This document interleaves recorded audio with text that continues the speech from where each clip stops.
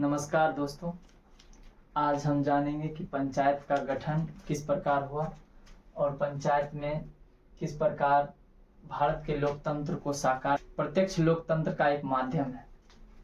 भारत में गांधी जी की जो विचारधारा थी, गांधी जी सत्ता को आम नागरिकों तक पहुंचाना चाहते थे। उनकी विचारधारा को संविधान द्वारा हमारे राजनीति निदेशक तत्व में अनुच्छेद 40 के अंतर्गत रखा गया है।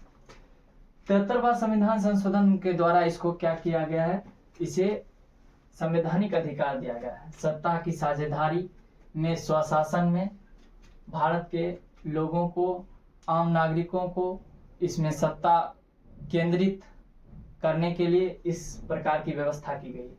तो पंचायत बिहार में कुल 8386 पंचायत, अधिनियम 1947 से पंचायत का गठन का प्रावधान कर दिया गया था संविधान में। बलवंत राय मेहता समिति के सिफारिश के द्वारा पंचायत को 3 स्तर में बांटा गया, जिसमें ग्राम पंचायत, पंचायत समिति और जिला परिषद है। जिसमें हम जानते हैं कि पंचायत का आखिर चुनाव कैसे होता है, पंचायत के अनुदान कैसे मिलते हैं, उनकी वित्तीय सहायता कैसे मिलती है। तो पंचायत का चुनाव कराता है राज्य चुनाव आयोग द्वारा होता है। चुनाव लड़ने की, पंचायत की चुनाव जो हमारे 3 ग्राम पंचायत, पंचायत समिति है और जिला परिषद, इन तीनों का चुनाव लड़ने के लिए उम्र क्या होनी चाहिए? तो दोस्तों, उम्र चुनाव लड़ने के लिए 21 वर्ष होना चाहिए। मिनिमम 21 वर्ष होने के बाद आप चुनाव को लड़ सकते हैं, ठीक है।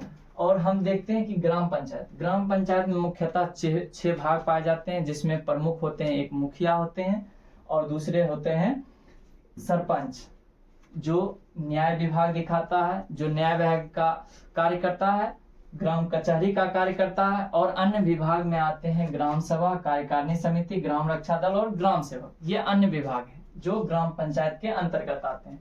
अब हम लोग पंचायत समिति की ओर चलते हैं। पंचायत समिति ब्लॉक स्तर पर होता है। एक ब्लॉक विभिन्न ब्लॉकों में बांटा होता है, तो उन ब्लॉक स्तर पर पंचायत समिति होता है। पंचायत समिति प्रत्येक 5000 के आबादी पर पंचायत समिति का गठन होता है। और कुल बिहार में 534 बिहार में पंचायत समिति हैं, जिसमें चुनाव के समय ही इनका भी निर्वाचन होता है। इनकी बैठकें होती है।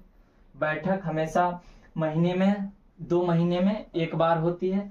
और इसके विभिन्न सदस्य होते हैं। इनके सदस्य में उस क्षेत्र का विधायक, उस क्षेत्र का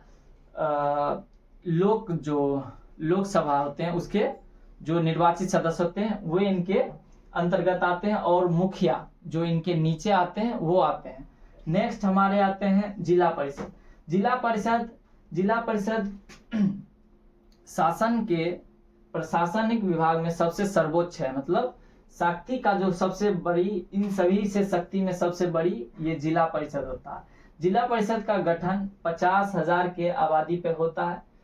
बिहार में कुल 38 जिला परिषद हैं, जिसमें सर्वोच्च प्रशासनिक कार्रवाई जिला परिषद द्वारा की जाती है। इसमें प्रत्यक्ष मतदान द्वारा जैसे चुनाव होता है, उसी के समय इनका भी निर्वाचन होता है।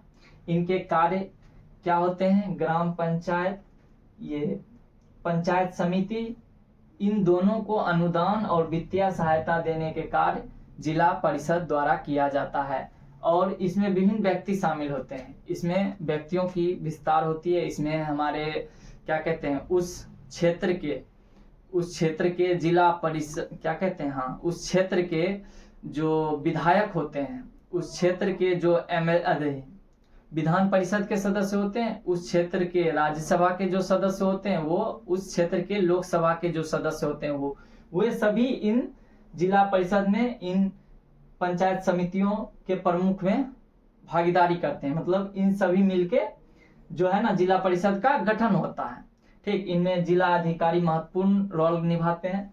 तो इन सभी का गठन किया क्यों गया है? गठन का आधार क्या है? इन सभी का गठन का आधार यह है कि जो हमारे सरकार द्वारा योजनाएं चलाए जाते हैं, जो कार्यक्रम चलाए जाते हैं ग्रामीण विकास के लिए या शहरी विकास के लिए, उनका संचालन व नियंत्रण इन सभी के माध्यम से होता है। जिसमें जिला परिषद के प्रमुख जो होता है वो जिला पार्षद होते हैं, जो इन सभी जिला पार्षदों में से एक पंचायत समितियों के प्रमुख के रूप में चयनित होते हैं। जो जिला परिषद समितियों के प्रमुख के रूप में कार्यरत होते हैं। ठीक, यहाँ सबसे पहले वित्तीय पैसे जो आते हैं, कार्यक्रम जो शुरुआत होती है ये यहाँ से होती है, जिला परिषद के पास आती है जितने भी वित्तीय सहायता, फिर उसके बाद इन पंचायतों समितियों के पास पहुंचते हैं। उसके पश्चात ग्राम पंचायत के पास वित्तीय और जो कार्यक्रम है उस कार्यक्रम का अनुदान और वो पैसे इनके पास ग्राम पंचायत के पास आते हैं। ग्राम पंचायत में मुखिया होता है जो उन योजनाओं पे उन योजनाओं और कार्यक्रमों को संचालित करता है, वो मुखिया होता है। इन मुखिया से विभिन्न वार्डों को पैसा जाता है और वह वार्ड अपने अपने क्षेत्र में विकास का कार्य करते हैं। तो मुख्यतः हम यह देखते हैं कि यह पंचायत का गठन जो होता है, जो उच्च वर्ग है, जो उच्च वर्ग से निम्न वर्ग, मध्यम वर्ग जो राजनीति में नहीं है, उसे राजनीति में लाने के लिए यह पंचायत का गठन किया गया है। तो इस प्रकार हमने देखा कि किस प्रकार पंचायत का गठन होता है, पंचायत में किनकी हिस्सेदारी कहाँ कहाँ होती है। तो अब हम नेक्स्ट वीडियो में मिलेंगे। नमस्कार, मैं प्रहलाद।